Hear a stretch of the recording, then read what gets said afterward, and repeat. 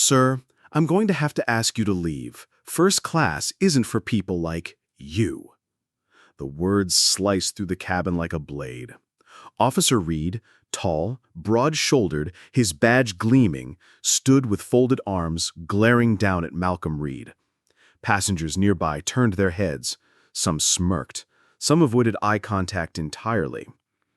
Malcolm, a black man in his early 50s, with warm brown skin, neatly trimmed hair, and a simple blue shirt under his jacket, didn't move. His briefcase rested on his lap, his boarding pass sticking out, plain as day. First class, seat 2A. But Officer Reed wasn't interested in boarding passes. A flight attendant whispered, "I've never seen him before. Are you sure he belongs here?" Another officer chuckled under his breath. "Trust me, guys like him, they fake it all the time." Reed grabbed Malcolm by the arm, yanking him upright. The sudden pull knocked Malcolm off balance. His head struck the armrest, his glasses slipped, falling to the floor with a small, pitiful clatter. His briefcase burst open, papers and a small metal medallion scattering onto the cabin floor. Nobody moved. The cabin, bathed in sterile airline lighting, seemed frozen. Malcolm said nothing. He simply bent down, gathered his belongings with quiet precision. His eyes, dark and calm, flicked across the sea of watching faces. At the far end of the aisle, the cockpit door creaked open, but no one noticed. Yet. Malcolm straightened. His glasses cracked, his pride bruised but not broken. Officer Reed's grip tightened. "We're not doing this here. Out." Reed shoved him towards the front of the plane. The flight attendant snatched up the medallion that had fallen. She turned it over, confusion flickering across her face. It wasn't a souvenir. It was engraved with the company logo and the words Senior Systems Engineer, AirTech Aviation. Malcolm didn't resist. His eyes drifted across the cabin, catching the stares, some smug, some indifferent, some regretful. Near the galley, a teenage boy lowered his phone, having filmed the entire scene. Reed marched Malcolm past the gawking first-class passengers.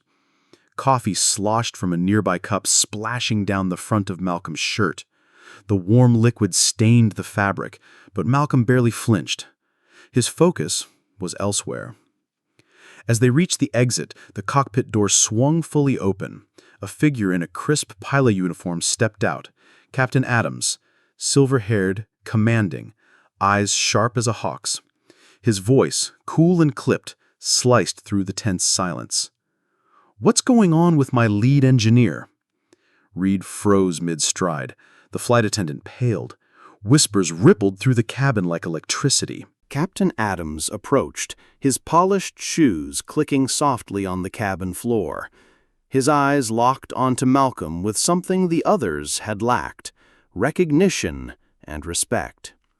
Reed stammered, "Sir, he wasn't cleared for—" "He built half the systems on this aircraft," Adams cut in flatly.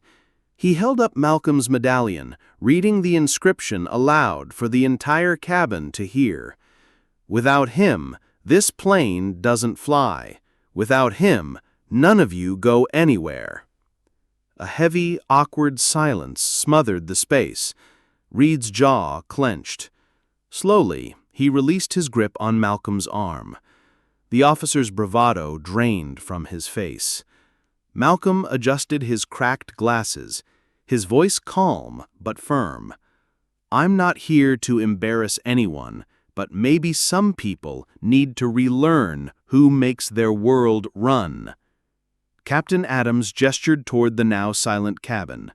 "You're welcome to your seat, Mr. Reed." Turning to Reed, his tone hardened. "And you're welcome to file a report after you apologize."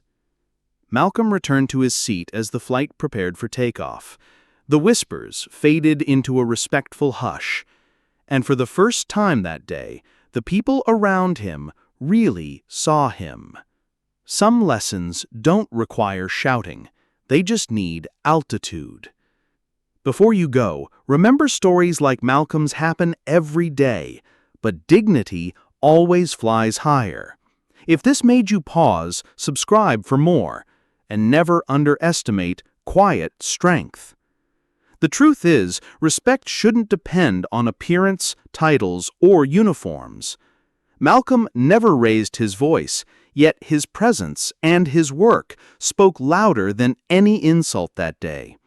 Let this remind us, real power doesn't need to shout.